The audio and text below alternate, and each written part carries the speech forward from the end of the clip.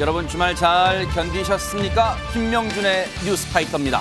옛날에 이런 노래 있었잖아요. 1층, 2회, 2층, 2층 위에 3층, 3층 위에 4층. 네, 이런 노래 같은 상황이 현실에서 벌어졌습니다. 4층 집의 층간소음 때문에 고통을 겪던 3층 집 사람이 복수하기 위해서 5층으로 이사할 계획을 세웠다고 합니다. 그러다가 만약 4층 사람이 6층으로 이사하면 어쩌죠? 네, 요새는 층간소음이란 이 말도 모자라서 벽간소음이란 말도 들리던데 곧 강간소음도 나오는 건 아닌지 모르겠습니다. 이 소음을 소통으로 좀 바꿔봅시다. 방간소통, 벽간소통, 층간소통. 네, 이렇게 말이죠. 2월 27일 월요일 뉴스파이터 잠시 뒤에 이 사연 짚어보도록 하겠습니다.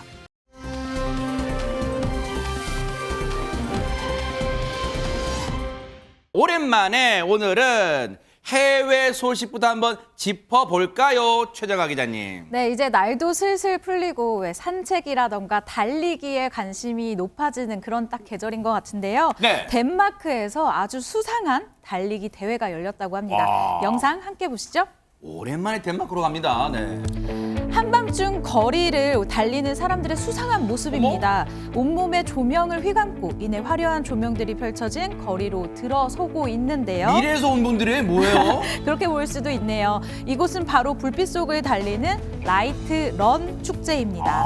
50여 가지 조명 작품들이 전시된 도심 속 이 명소 곳곳을 달리면서 즐기는 이 축제라고 하는데요. 아하. 본인들 옷에도 조명을 달고 참가자 스스로 예술 작품이 되어보는 축제입니다. 와, 예쁘다. 네, 보기만 해도 눈이 즐거워지는 아름다운 축제의 모습이었습니다. 세상에.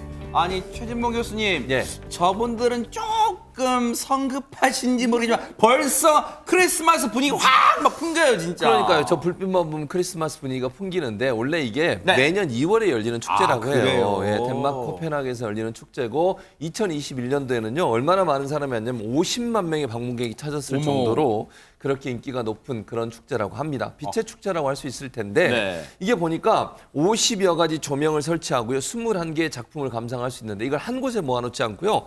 도심 곳곳에 넣은 거예요. 그러니까 좀 달리는 분들 입장에서는 한 곳에서 보고 또 다음 걸 보고 해서 또 달리는 거거든요. 아하. 그러니까 이게 걸어서 가는 분도 있고 달려서 가시는 분도 있고 사이클을 타고 가시는 분도 있대요. 그 총 길이가 2.5km에서 짧게는 길게는 9km까지 다양한 형태의 어머. 조명들이 설치되어 있는 그런 빛의 축제다 이렇게 말씀드릴 수 있습니다. 세상에 너무 보세요. 참가자 스스로 자기가 조명이 된다는 거예요. 얼마나 낭만적이에요. 참가자분들 얘기 들어보시고 이어가 보도록 하겠습니다. I thought the Copenhagen Festival Run was an art piece in itself, and to be part of this moving organism of light going in and through all the streets and corners of Copenhagen was quite an experience. 어머, 아무튼 오랜만에 눈이 좀 시원해지고 마음도 좀 따뜻해져서 저 조명대 한번 가보고 싶네요.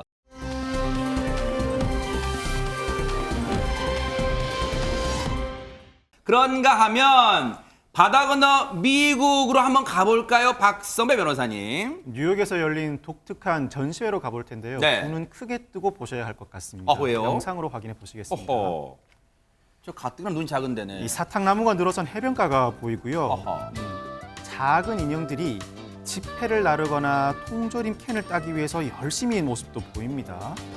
이 현미경으로 들여다봐야 하는 초소형 자유의 여신상도 있습니다. 이 어허. 전시회의 제목 바로 작은 것이 아름답다라는데요. 야. 이곳에 가면 걸리버가 된 것 같은 기분을 느낄 것 같습니다. 그러네요. 아, 진짜. 본의 아니게 저분들이 그냥 걸리버가 됐는데 동화 속 나락처럼 참 아기자기한 모습입니다. 김진희 변호사님. 네, 그렇습니다. 이제 보는 것만으로도 정말 예쁜 전시회인데요. 방금 말씀드린 것처럼 작은 것들이 아름답다라는 전시회입니다.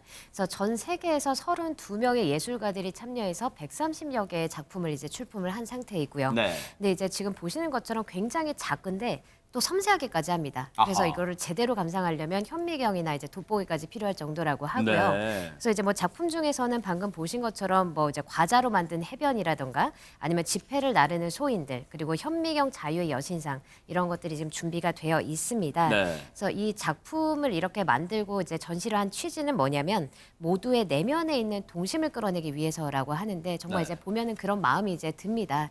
그래서 굉장히 인기가 있는 전시회고요. 네. 그래서 앞서서는 뭐 프랑스 파리 그리고 영국 런던에서도 전시를 했었는데 총 이제 15만 명 이상의 관람객이 관람을 한 정도로 이제 굉장히 인기가 있는 전시회입니다. 네. 야, 저 영상도 보니까 순간적으로 우리가 특히 어른들 참 동심의 나라로 좀 빠져든 것 같아서 참 마음도 순수해지는 그런 느낌이었어요.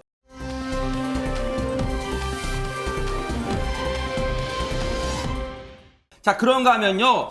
예전에 어르신들이 늘 그런 말씀 하셨어요. 야, 뒤통수 한 바퀴 조심해라. 박성배 변호사님. 미국 알래스카에서 벌어진 일입니다. 바로 영상으로 확인해 보시겠습니다. 아하. 자, 한밤중 달리던 차에서 포착된 한 검은 동물 보이시죠? 그런데 어머. 갑자기 다급해지면서 소리치는 영상 촬영자 무슨 일인가 봤더니 뭐요?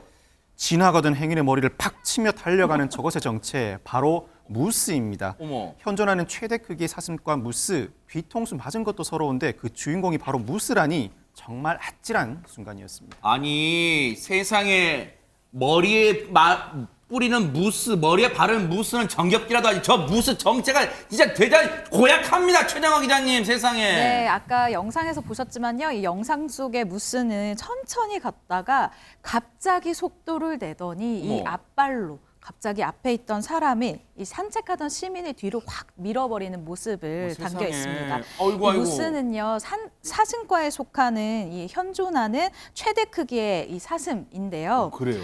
다 큰 무스의 몸무게가 이 무게가요 무려 800kg에 이른다고 어머, 합니다. 어머. 몸 길이는 무려 3m에 이르기까지 하는데요. 수컷에게는 또 편편한 손바닥 모양의 뿔이 양쪽에 달려 있는데 네. 이 뿔 길이만 최대 1.5m까지 자란다고 와, 합니다. 그래요? 거의 제 키와 맞먹는 어머. 정도의 길이네요. 아니 몸무게가 최대면 물론 저 무스가 몸무게가 어느 정도인지는 모르겠지만 일단 육중해 보여요. 근데 최대 몸무게가 800kg 정도면 저 앞발로 최진봉 교수님의 네. 사람을 뒤통수를 가격한다면 그 충격이 상당할 텐데 저 행인분 괜찮으세요? 그러니까 지금 현재는요 멍이 들었고요 어머. 두통 증세를 보이고 있어서 회복 중에 있다고 합니다. 네. 그리고 이게 혼자 가신 게 아니고 반려견과 함께 산책을 했대요. 하루에 3번 저 길로 동일한 길로 산책을 하시는데 그때도 산책 중에 저런 일을 당하게 됐는데 다행히 반려견은 특별한 뭐 다친 데는 없고요. 네. 행인분만 지금 두통 증세가 있고 멍이 드는 상태에서 아이고. 회복 중이라고 하는데 그래도 천만다행이다 이런 생각은 듭니다. 네.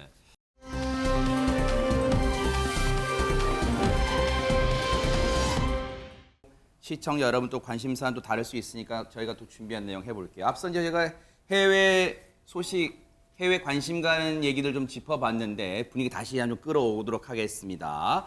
자, 옛날에 우리가 그런 궁금했던 게 있어요. 아빠, 사자랑 호랑이가 싸우면 누가 이겨? 그런 질문 많았잖아요. 김진유 변호사님. 네, 그렇습니다. 이제 흔히 하는 그런 질문들이 있는데 보통 네. 이 특징들이 있죠. 어떻게 이렇게 물어본다면 이제 육지동물하고 육지동물을 붙인다거나 아니면 이제 수중동물하고 수중동물을 붙인다거나 그런 것이 일반적인데 이번에는 육지동물하고 수중동물 간의 싸움이 벌어졌다고 합니다. 그래서 어떤 일인지 영상 함께 보시면 좋을 것 같습니다. 네. 지금 보시는 것은 바하마의 푸른빛 바다인데 여기를 헤치고 지금 상어 한 마리가 나타났습니다. 그래서 이제 근데 갑자기 이제 상어를 목격한 개 한 어머. 마리가 느닷없이 이제 바다로 뛰어듭니다. 네. 그래서 이 장면을 보고 굉장히 놀란 관람객들은 개한테 돌아오라고 아무리 소리를 치지만 개는 맹렬하게 오히려 상어한테 돌진해서 싸우기까지 하는데요. 어허. 그래서 이렇게 3분이나 계속된 싸움 끝에 결국에 개는 거대한 상어를 멀리 쫓아내는데 성공했습니다. 어머, 아니 우리가 좀 걱정했던 게 아니 저 개가 겁도 없이 진짜 시쳇말로 하룻강아지 범 무서울 줄 모른다더니 하룻강아지가 물속의 제왕 상어 무서운 줄 바로 덤벼들어요. 세상에 최정화 기자님. 네, 맞습니다. 이 개 한 마리가 뛰어든 이 생명체가 상어였잖아요. 네. 근데 상어의 길이가 무려 3.6m에 달았다고 어머. 하니까 뭐 멍멍이라고 하면은 우리가 보통 한 요 정도 1m도 안 되는 길이지 않습니까? 네. 그렇기 때문에 아 이거 덩치 차이가 너무 많이 나는데라고 생각하실 것 같습니다. 네. 이 외신 보도에 따르면요, 지난 15일 카리브해 바하마에 위치한 엑수마 섬에서요, 개 한 마리가 바닷속 귀상어를 보고 바로 지체 없이 몸을 던지는 모습이 이렇게 영상에 포착이 됐습니다. 네. 해당 장면은 이 맞은편에서 보트를 타고 가던 관람객의 이 영상에 고스란히 잡히게 됐는데요. 아하. 이 공개된 영상을 어머, 저 상어 길이 봐요, 보시면요. 보트가. 네, 이 부둣가에서 이 서 있던 개가 선착장 인근에 나타난 이 귀상어를 보고 정말 한치의 망설임 없이 바위를 타고 바로 물로 뛰어드는 이 영상이 담겼습니다. 이야. 놀란 관광객들이 당장 나오라고 소리를 질렀는데도 이 멍멍이가 상어에게 달려들면서 싸우기까지 하는 모습이었거든요. 둘의 싸움이요, 무려 3분이나 계속됐었다고 해요. 이 결국 승리를 거머쥔 것은 누구냐? 바로 이 개 쪽이었습니다. 네. 상어를 멀리 쫓아내고요. 네. 상처 하나 없이 돌아온 개는 굉장히 위풍당당하게 다시 올라갔다라고 합니다. 야, 아니 그러면 저 강아지요. 혹시 밖에 있을 때는 이 체구가 왜소했는데 혹시 물 속에 들어가자마자 헐크처럼 이따만해진 거 아니에요 혹시? 아니, 그렇지는 않습니다. 이 강아지는요, 이 섬의 원주민? 원주견? 원주견? 예, 네. 원주견이죠. 섬 관리인이 키우는 반려견인데요. 어허. 아까 뭐 최정환 기자가 말했듯이 이 최고라 그러죠. 50cm밖에 안 돼요. 이 정도밖에 안 되고 몸도 20km밖에 안 되는데 자기 몸집의 7배나 넘는 상어한테 용감히 달려들어서 물어뜯는 것을 한 거죠. 어떻게 보면 상어가 어떤 동물인지를 모르고 뛰어들 수도 있는데요. 네. 이 강아지는 카리브 해안에서 주로 발견된 팥케이크입니다. 팬케이크가 오. 아니라 팥케이크라는 견종이고요. 네. 근데 평소에는 해변에 가서 산책을 하면서 관광객 들어오면 막 꼬리도 흔들고 굉장히 귀여움을 떨기도 하는데 보트 여행 가이드는 말씀하시기를 저 개가 꼭 저렇게 기상어를 싸우려고 그런 게 아니라 나도 한번 놀아볼까? 그러고 들어갔다가 얼떨결에 물을 수도 있다고 하기도 하고요. 어쨌든 자기가 자유롭게 했는데 남들이 왜 깜짝 놀랄 만큼 7배 크기의 몸무게의 귀상어를 쫓아내고 당당하게 집으로 돌아왔습니다. 야, 성경에 네. 골리앗을 물리친 다윗처럼 저 체구가 문제가 아니고 용맹함으로 저 무서운 귀상어를 물리친 저 반려견 참 대단해 보입니다. 멋집니다.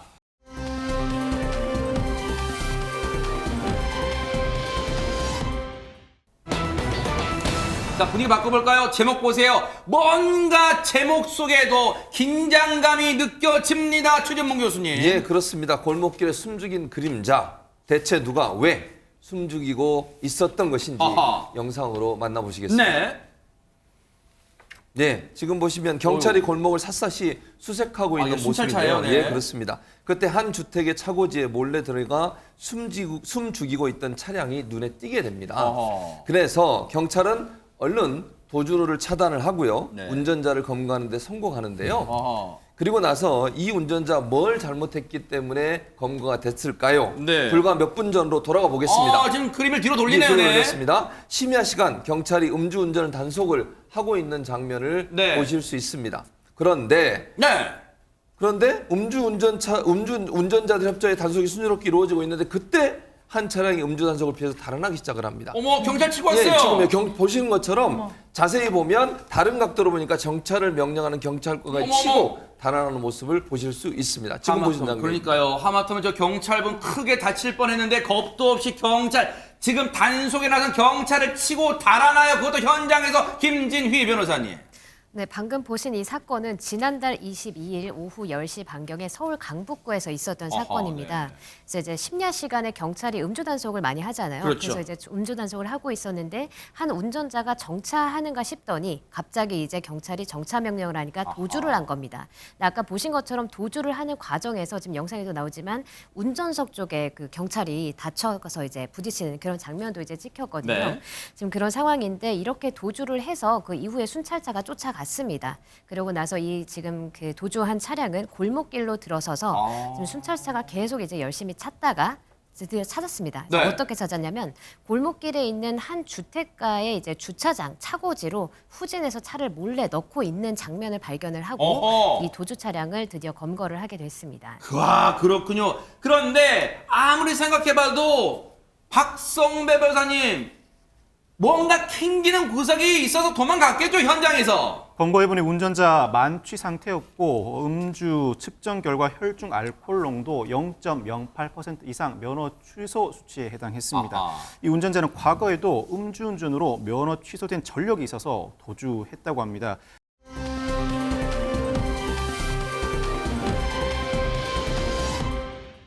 예, 존경하는 국회의장님, 선배 동료 의원 여러분, 행정안전위원회 이만희 위원입니다. 정부조직법을 비롯하여 우리 행정안전위원회에서 의결한 법률안에 대한 제안 설명과 심사 보고를 드리겠습니다. 새 정부의 국정 철학을 실천하는 정부조직 개편의 첫걸음을 떼는 정부조직법 일부 개정 법률안 대안은 먼저 국가보훈체계의 위상 강화와 효율적인 보훈 정책을 위해 국가보훈처를 국가보훈부로 개편하면서 그 위치를 행정각부 중 9번째 순위에 규정하였습니다. 네, 조금 전에 김진표 국회의장이 대장동 개발 특혜 의혹 등으로 구속영장이 청구된 더불어민주당 이재명 대표에 대한 체포 동의안 표결에 관한 결과를 발표를 했습니다. 일단은 저희가 가와 부를 정확히 좀 다시 집계되는 대로 들어오는 대로 정확히 알려드릴게요. 왜냐하면 지금 민감합니다. 왜냐하면 이게 최근에 있었던 민주당의 노웅래 의원 체포동의안 때 그 부결됐던 161표에 비하면 부결표가 상당히, 즉 체포에 동의할 수 없다, 체포하면 안 된다라고 반대표를, 쉽게 말하면 반대표라는 거예요. 반대표가 노웅래 의원 당시 161표보다 상당히 적게 나왔어요.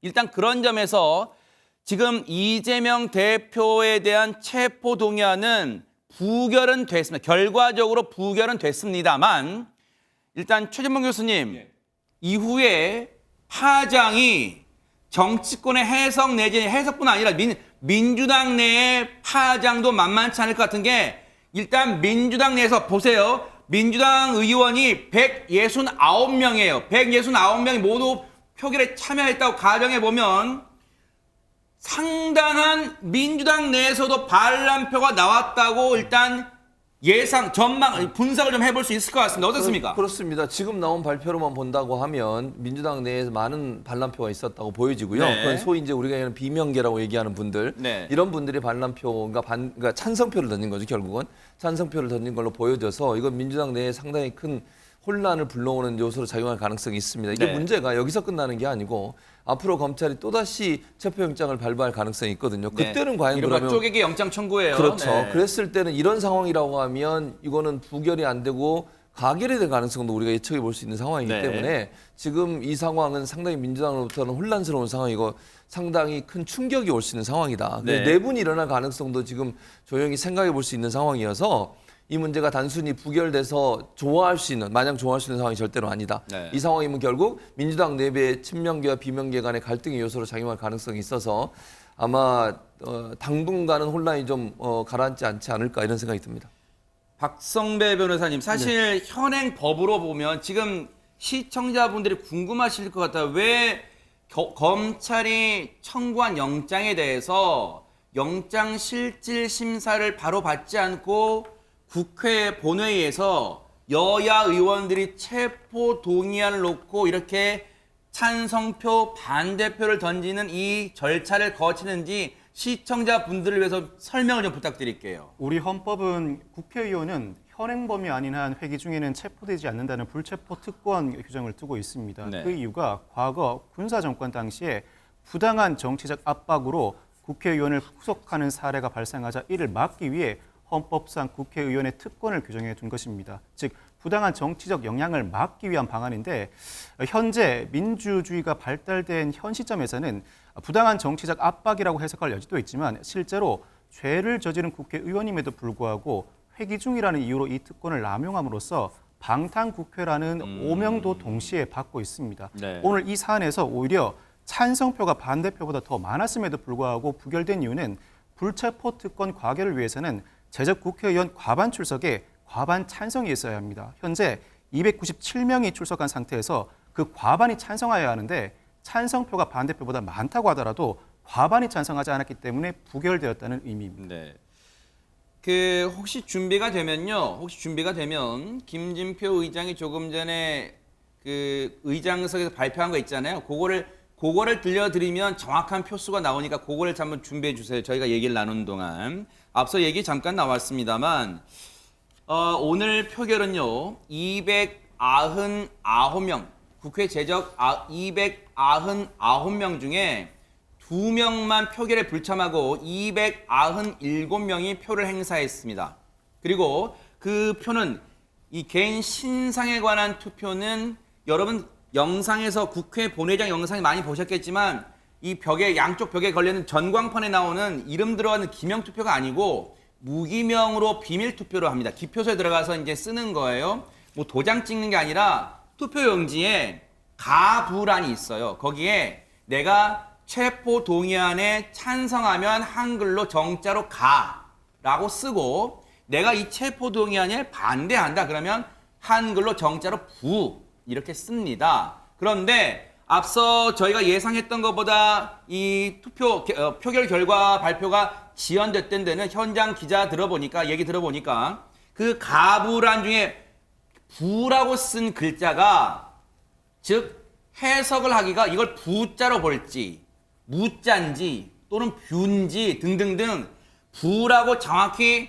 판독하기가 애매한 글자 즉 2표 정도가 논란이 됐대요. 그런데 그 2표를 최종 어떻게 결정할 것이냐 놓고 여야 간 감표위원 즉 감표라는 게 이 표결을 감시하는 위원들이에요. 감표위원들 간에 옥신각신도 있었고 그리고 그러다 보니까 그 표결을 보는 여야 의원들 간에 그 또 의원석에서 고성이 나오기도 하면서 조금 본회의장이 소란스러웠던 상황도 벌어졌습니다. 결국은 한 수십 분 지연됐고 그러다가 조금 전에 김진표 국회의장이 최종 체포 동의안 표결 결과를 발표했고 그 표결 결과 발표는 저희가 잠시 들려드릴게요. 왜냐하면 저희가 지금 언론사마다 지금 표수가 조금 차이가 나니까 정확한 것은 김진표 의장의 그 발언을 다시 들려드리는 게 즉 찬성이 몇 표고 즉 반대가 몇 표인지를 정확히 여러분께 들려드리는 것 같으니까 저희가 준비된 대로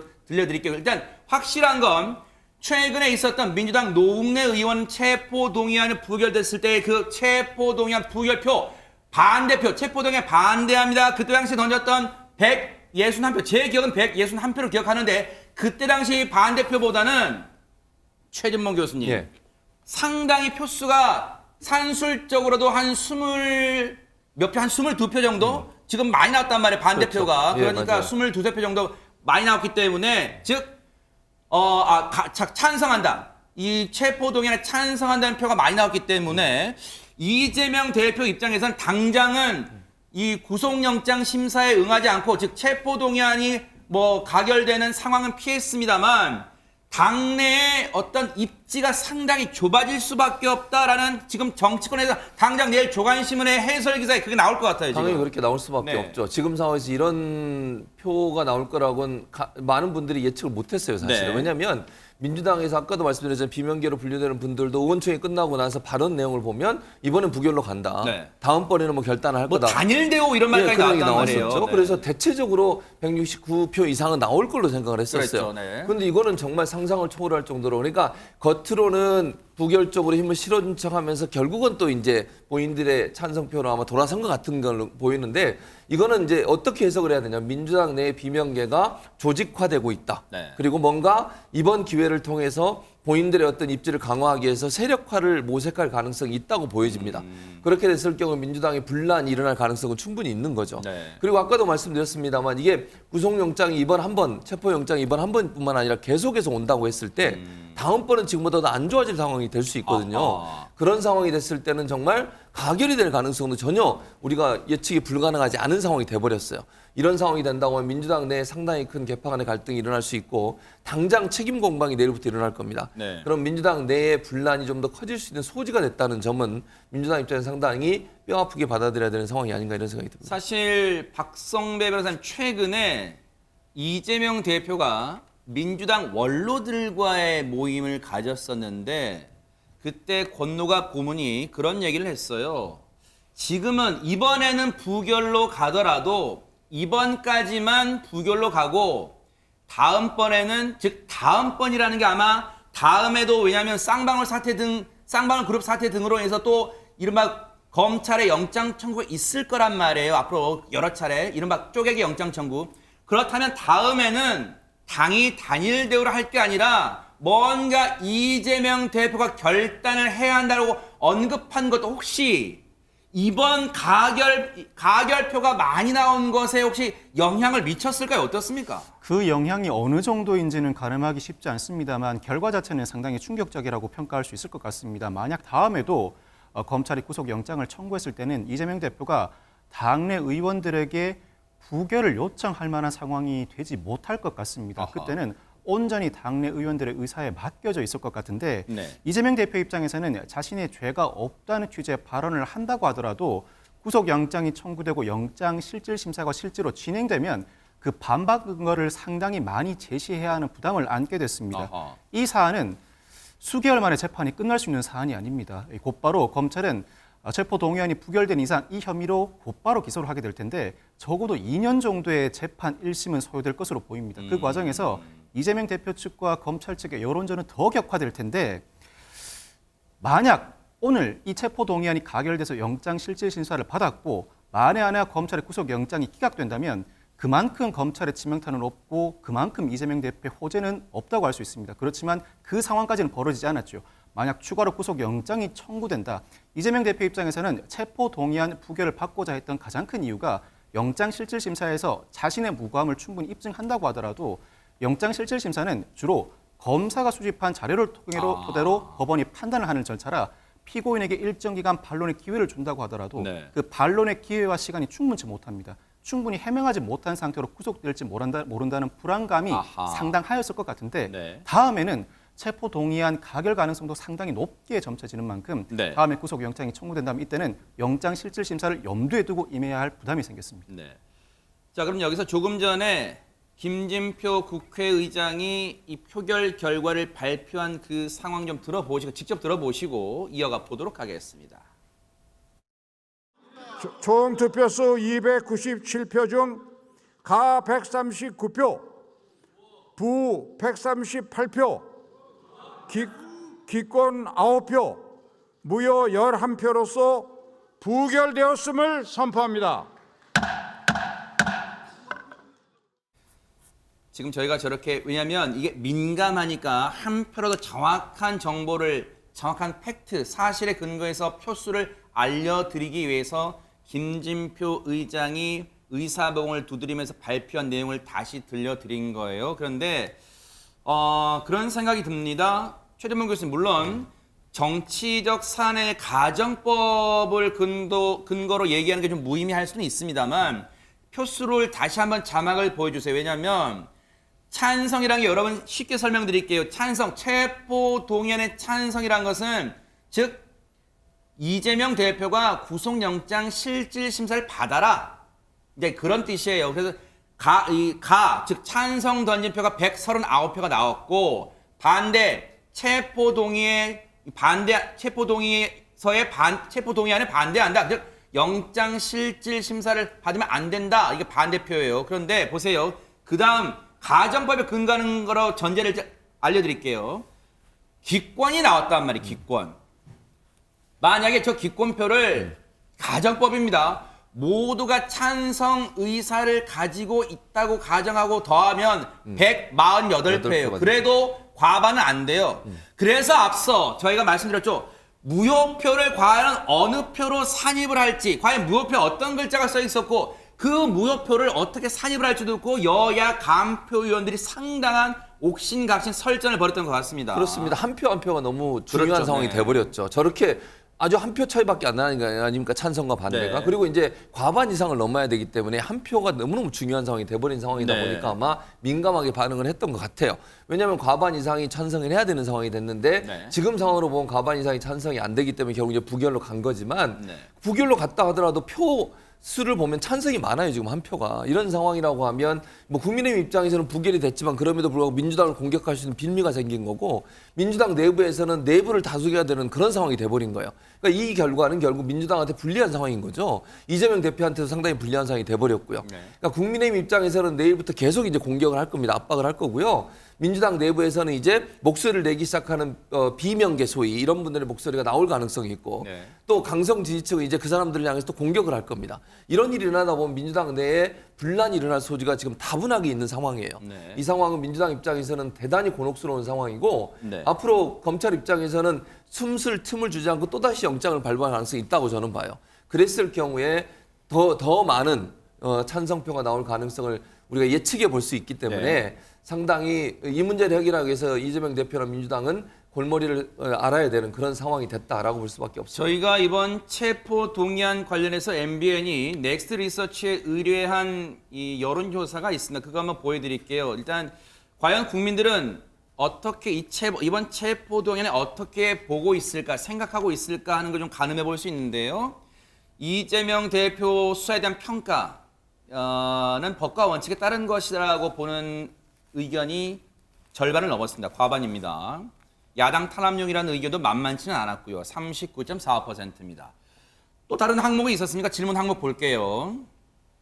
다른 항목 보면 이재명 민주당 대표 체포 동의안에 대해서 그럼 어떻게 처리돼야 된다고 생각하십니까? 라고 물었습니다. 통과시켜야 한다가 47.9%, 약 48%로 보이고 있고요. 그리고 통과시키면 안 된다. 39.4%, 약 40%.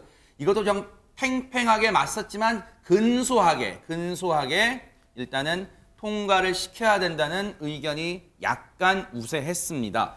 이걸 보면 글쎄요. 김진휘 변호사님, 물론 여론이 이번 여야 의원들의 표결에 반영됐다, 투영됐다고 볼 수는 없겠지만 국회의원들도 각 지역구의 민심을 다 많이 청취했을 거란 생각도 어느 정도 해봅니다. 네, 그렇습니다. 뭐 이게 정확하게 뭐 반영이 당연히 되지는 않지만 그래도 이제 특성상 생각을 해보면 당연히 반영을 할 수밖에는 없는 부분이고 그리고 지금 이제 그 방금 말씀하신 것처럼 찬성표하고 반대표가 이렇게 차이가 안 나는 상황에서 한 표 차이에서 한 표. 네, 상황이 이제 차이가 안 나는데 예를 들어서 뭐 또다시 이제 영장이 청구가 된다라고 하면 그때 이제 이렇게 지금 조사하신 그런 어떤 민의가 조금 더 반영이 돼서 앞으로도 이제 또 변화가 있을 수 있다는 그런 생각도 해봅니다. 이른바 이미 정치권에서는 검찰도 그런 의중을 내비쳤기 때문에 앞으로 이재명 대표가 받고 있는 혐의가 여러 개 있다 보니까요.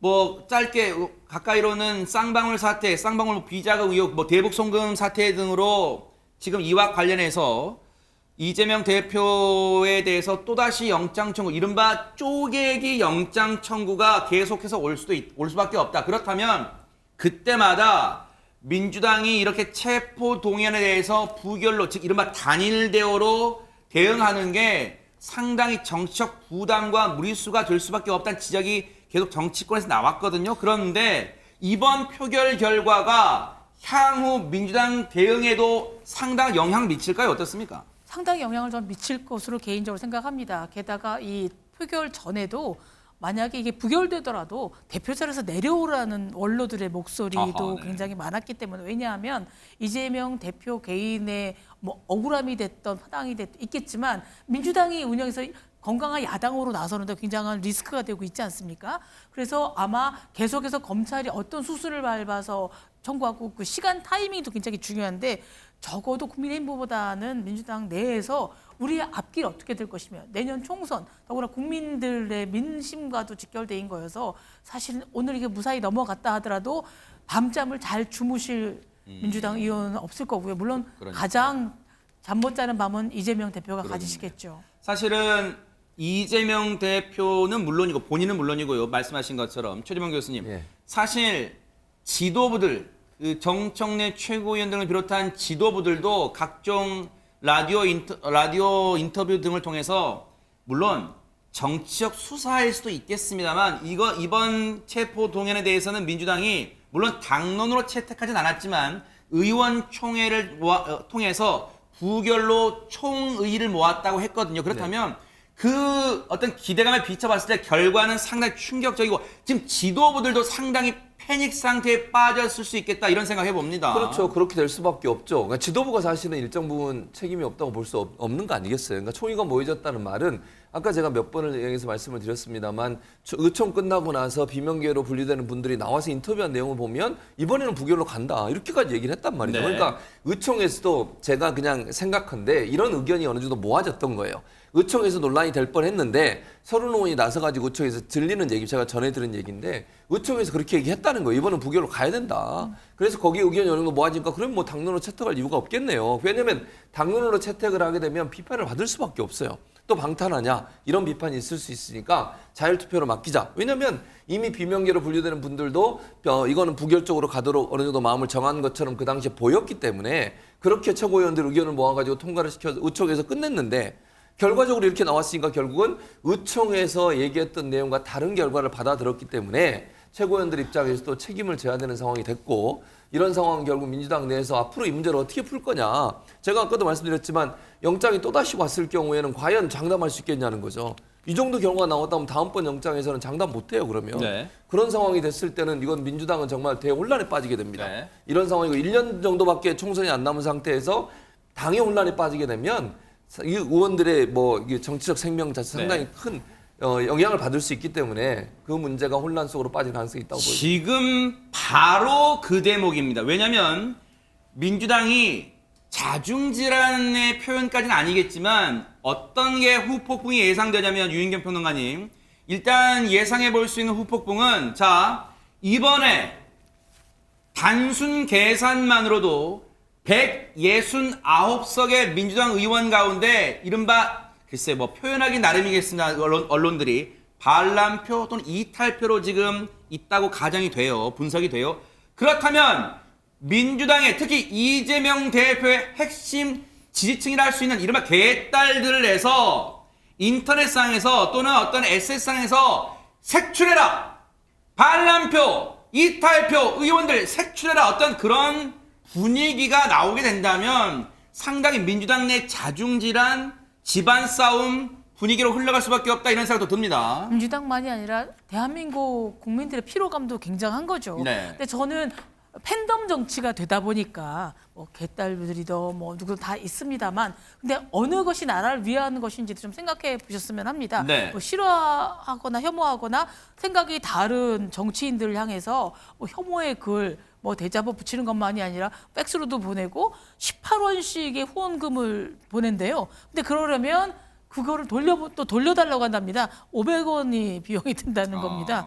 근데 10,000명이 만약에 그렇게 보냈다면 500만 원 이상의 또 그걸 해야 되기 때문에 네. 옳고 그르고를 따지는 게 아니라 정말 어느 것이 그 좋아하는 정치인들의 장래에도 도움이 될 것인지를 팬덤에 그 응원한 분들이 좀 생각해 보셔야 될 것 같습니다. 자, 앞으로의 대응에 관심, 앞으로의 향후 행보, 이재명 대표의 향후 행보에 관심이 자연스레 쏠릴 수밖에 없어요. 오늘 거의 모든 언론이 이재명 대표의 운명의 날이라고 신문들 다 제목을 달았어요. 그리고 방송들도 다 관련 대담을 나눴어요. 그런데 일단 결과는 이렇게 나왔어요.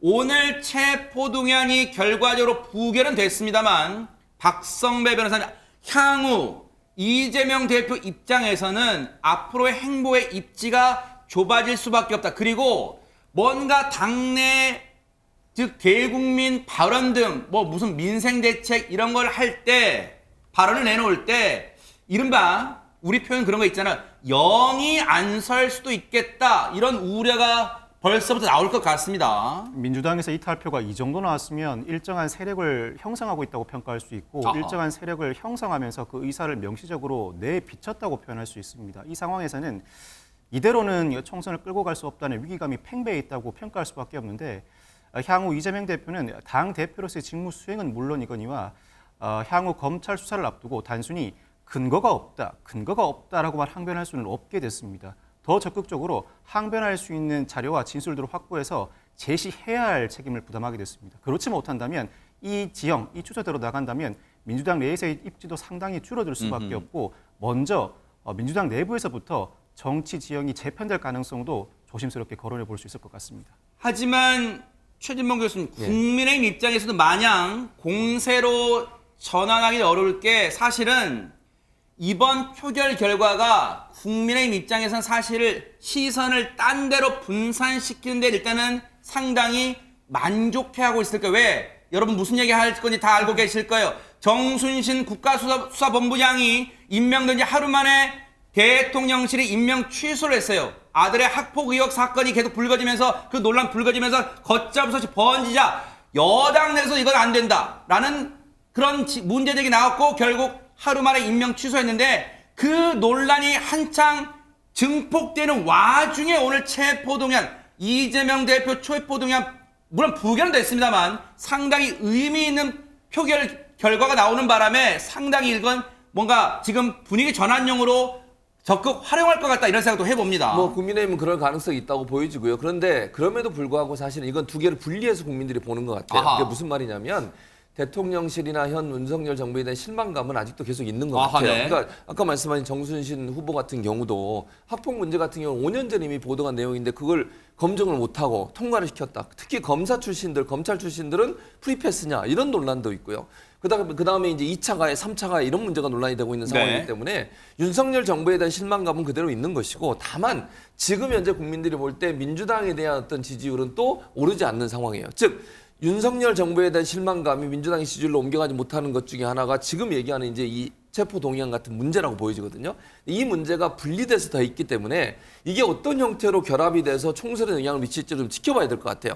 왜냐하면 이번 총선, 이제 내년 총선은 결국 윤석열 정부에 대한 중간평가 성격도 있고 또 그러면 민주당 입장에서는 그 반대급부를 얻어야 되는데 이재명 대표 관련된 여러 가지 검찰 수사 때문에 발목이 잡혀 있는 상황이다 보니까 두 개가 충돌하고 있어서 어느 것이 더 국민들에게도 안 좋은 것으로 인식되느냐 하는 부분이 결국은 총선에서 어느 당이 승리할 수 있느냐를 가름짓는 그런 어떤 가늠자가 되지 않을까 그렇게 생각합니다. 향후 행보 중에 또 관심을 끄는 것은 박성배 변호사님 이른바 민주당 내 비명계로 불리는 의원들의 어떤 행보입니다. 오늘 이 가결표가 많이 나왔다. 139표나 나왔어요. 이 말은 앞으로 비명계가 보호폭을 넓힐 것이다.